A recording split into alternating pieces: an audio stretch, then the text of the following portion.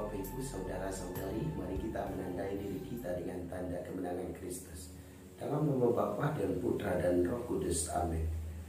Firman Tuhan diambil dari Injil Markus bab 6 ayat 14 sampai 29. Pada waktu itu Raja Herodes mendengar tentang Yesus, sebab namanya memang sudah terkenal, dan orang mengatakan Yohanes Pembaptis sudah bangkit dari antara orang mati, dan itulah sebabnya kuasa-kuasa itu bekerja di dalam dia. Yang lain mengatakan dia itu Elia. Yang lain lagi mengatakan dia itu seorang nabi, sama seperti nabi-nabi yang dahulu. Waktu Herodes mendengar hal itu, ia berkata, "Bukan, dia itu Yohanes yang sudah kupenggal kepalanya dan kini bangkit lagi." Memang Herodeslah yang menyuruh orang menangkap Yohanes dan membelenggunya di penjara, berhubung dengan peristiwa Herodias, istri Filipus saudaranya, karena Herodes telah mengambilnya sebagai istrinya.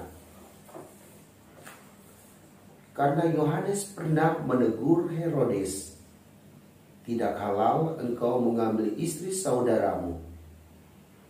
Karena kata-kata itu, Herodias menaruh dendam pada Yohanes dan bermaksud membunuh dia, tetapi tidak dapat, sebab Herodes segan akan Yohanes karena ia tahu bahwa Yohanes adalah orang yang benar dan suci. Jadi ia melindunginya. Tetapi setiap kali mendengar Yohanes, hati Herodes selalu terombang-ambing. Namun ia merasa senang juga mendengarkan dia. Akhirnya tiba juga kesempatan yang baik bagi Herodias, ketika Herodes pada hari ulang tahunnya mengadakan perjamuan untuk para pembesar, para perwira, dan orang-orang terkemuka di Galilea. Pada waktu itu putri Herodias tampil lalu menari, dan ia menyukakan hati Herodes serta tamu-tamunya. Maka raja berkata kepada gadis itu, "Mintalah daripadaku apa saja yang kau ingini, maka aku akan memberikan kepadamu." Lalu Herodes bersumpah kepadanya, "Apa saja yang kau minta akan kuberikan kepadamu, sekalipun itu setengah dari kerajaanku." Anak itu pergi dan menanyakan ibunya, "Apa yang harus kuminta?" Jawab ibunya, "Kepala Yohanes Pembaptis." Maka cepat-cepat ia pergi kepada raja dan meminta, "Aku mau supaya sekarang juga engkau berikan kepadaku kepala Yohanes Pembaptis dalam sebuah talam." Maka sangat sedihlah hati raja, tetapi karena sumpahnya dan karena segan terhadap tamu-tamunya, ia tidak mau menolaknya. Raja segera menyuruh seorang pengawal dengan perintah supaya mengambil kepala Yohanes. Orang itu pergi dan memenggal kepala Yohanes di penjara.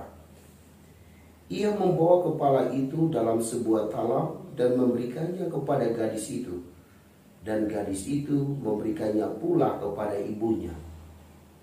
Ketika murid-murid Yohanes mendengar hal itu, mereka datang dan mengambil mayatnya, lalu membaringkannya dalam kubur. Demikianlah Injil Tuhan.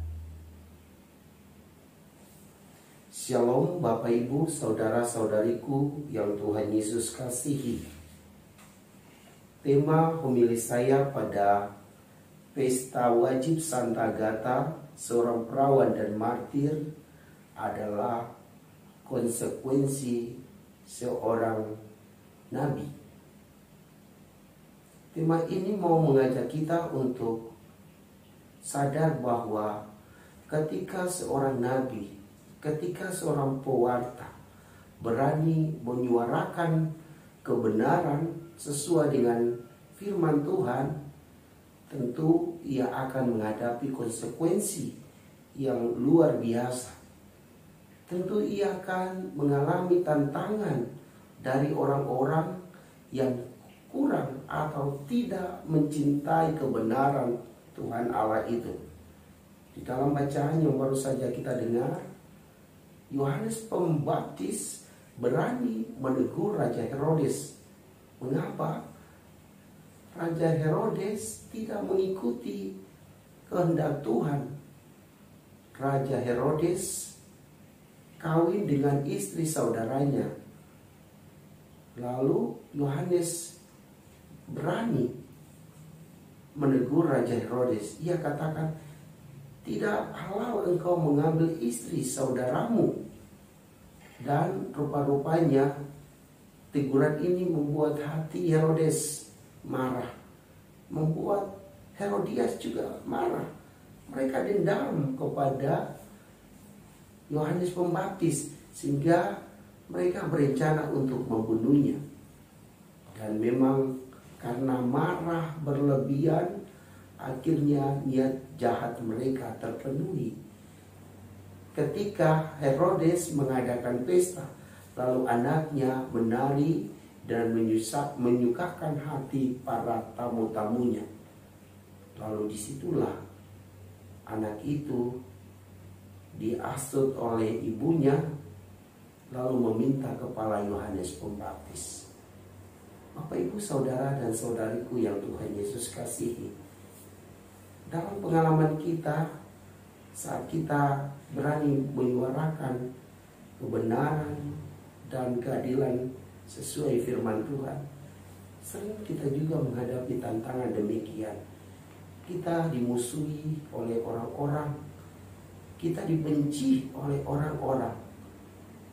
Janganlah takut untuk menegakkan kebenaran Tuhan itu, karena Tuhan pasti menyertai kita.